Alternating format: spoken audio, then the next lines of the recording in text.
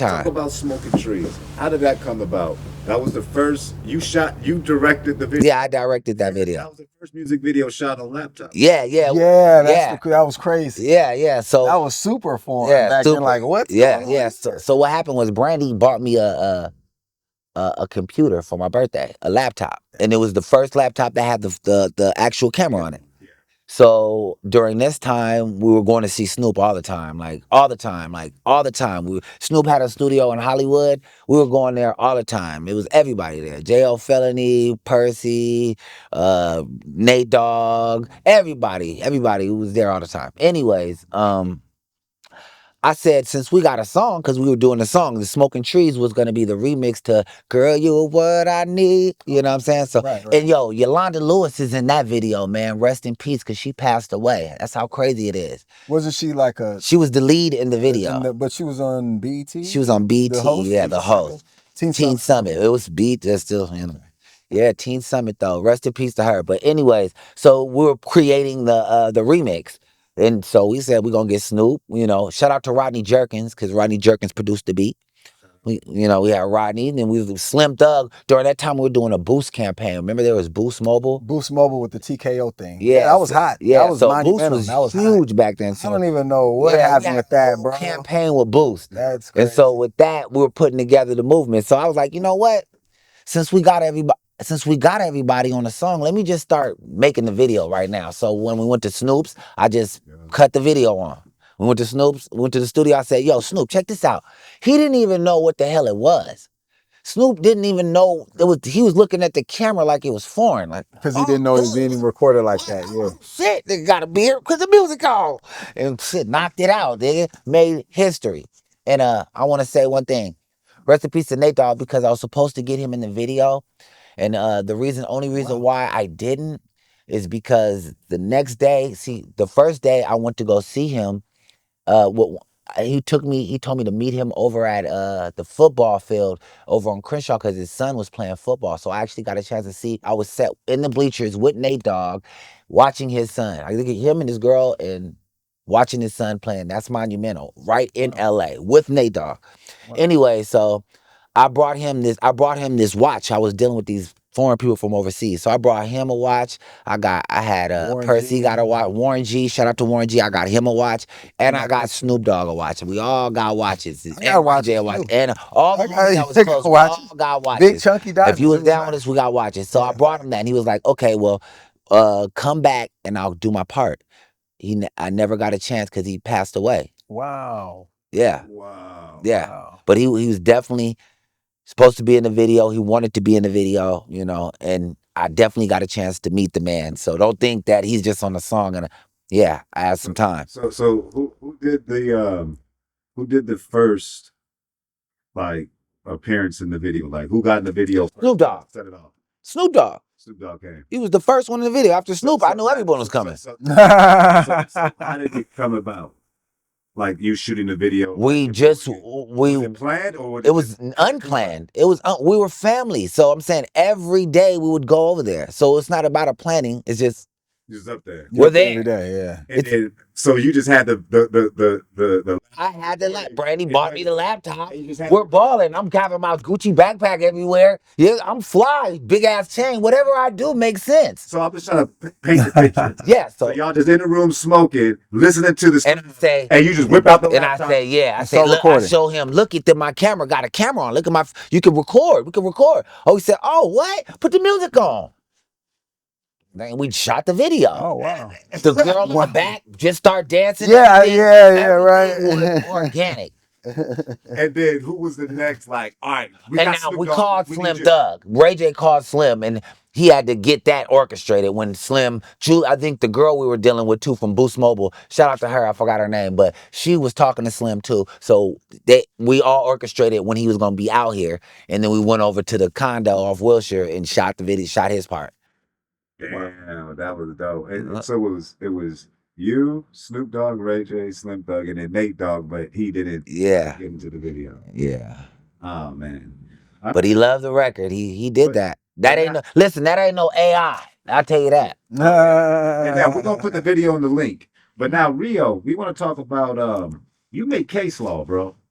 Yeah. People don't understand. I just interviewed somebody who made case law too. And case law is basically, to summarize it, I guess, is when somebody gets out or gets some type of judgment that's new, that's never been used, they use your case as a reference, basically. Well, if you beat the case, like case laws, you gotta still, it gotta be overturned. Okay. Right. So that's all the case law is. They're going to overturn it for this, I guess, maybe this evidence or whatever, whatnot. And then with that, don't quote me on this, but it's a roundabout of what it's about which is basically people can use my case if they have a similar case to get out. Now, can you explain case law reference, Can you explain your case so we can? Oh, well, my case is crazy. We used to always hang out in Hollywood all the time. So when this case came about, it was crazy. I mean, we've been around a million girls, so we don't, so we've been at a million parties. So but no Diddy parties. Nah, we missed those. We missed those. Oh, side note, we literally used to get mad as a kid because Ray would go run off with, you know what I'm saying? They would go off to the puffy party. Oh, what are you hiding from us? Like, damn, yeah, what's going on, brother? Yeah, but I'm a cap on that. I thought it was VIP. Hold on. I won enough tickets or enough. I'm gonna speak on that too because I understand what you say. Yeah, like I'm just gonna make it summarize it because we talk. That's our language, right? But for the world, look. Bottom line was because they don't understand what you were just saying, which I completely got it. Well, the thing was, we'd all hang out. You know what I mean? Shorty Mack, you would always be gone with Ray J out of town too. But then, whenever you were in town, and then he going to, and at the time, it could have been nothing. I don't know. But the thing is, he was always, I'm going to New York, bad boy. I'm going over there with Diddy, woo woo, and nobody was able to go. Like nobody can go. Like that was the times where nobody can go, right? I'm talking about and we parties in LA, nigga. That we didn't. I mean, I didn't even know there was a Diddy party in LA. So that's more than I know. But that was later on. That was later on, right? But we were kids, right? So we would always think that he was treating us Hollywood, like, oh, this nigga, he Hollywood, nigga. The homie's Hollywood. He leaving us here and he going over there, and we didn't think anything of it, which it didn't have to be anything. But that's what we thought. We thought the homie was doing us wrong. Like, he's Hollywood, man. The homie's wrong. He leaving and going to go with Bad Boy, Mace and all. And we didn't. Hold on, wait. Plus, it was kind of difficult. He probably wasn't letting us know because we were still dancing with Death Row. Niggas was really tapped in with Death Row. That part Suge and all a lot of elements. That's what I'm saying. There was a lot of elements. You know what I mean? That was involved. Suge was coming over to the house. Yeah, Suge came over to my house. Knocked on your Knocked on my door. My girl. Yeah. But explain when Suge Knight. And there's so many stories. We're everywhere with this. So during this time, I guess Suge just got free, and Ray J was signed to Suge for a minute over there with Death Row. Eastwood, shout out. Hey, let me tell you a story about this, man. Yo, man, being around Ray J, man, I tell you one thing, you see some stars, man. So, I was going, during the time he was signed to Death Row, I got a chance to meet Left Eye. So we pulled up. This is the only time I really met Left Eye. So we pulled up to Death Row, and Left Eye was smoking on a blunt or something through an onion. She was smoking through an onion. What? Yeah. I was like, what is you doing? But but as I got older, I understood what she was doing. She was going through her Dr. CB, whatever. So she was doing it her way. It was smoking. It could have been. Onions kill a lot of bacteria. Yeah. So whatever she was exactly. So inhaling it though, like. But that was the only time I got a chance to actually see Left Eye. So she was really over there though. For those who didn't know, she was really over there working and shit over at Death Row. Shout out to Eastwood too. You know what I mean? And shout out to everybody who lost their life during that time. To the point if he knocked on your door. Yeah. Anyways, back to Suge Knight. So, I don't know. He's looking for Ray J at this point in time. Right. On the rail. On the rail. And the only person he knows that he's Ray J gonna be with is Shorty Mack. The streets is his short. So he's like, I'm gonna get to Shorty Mack.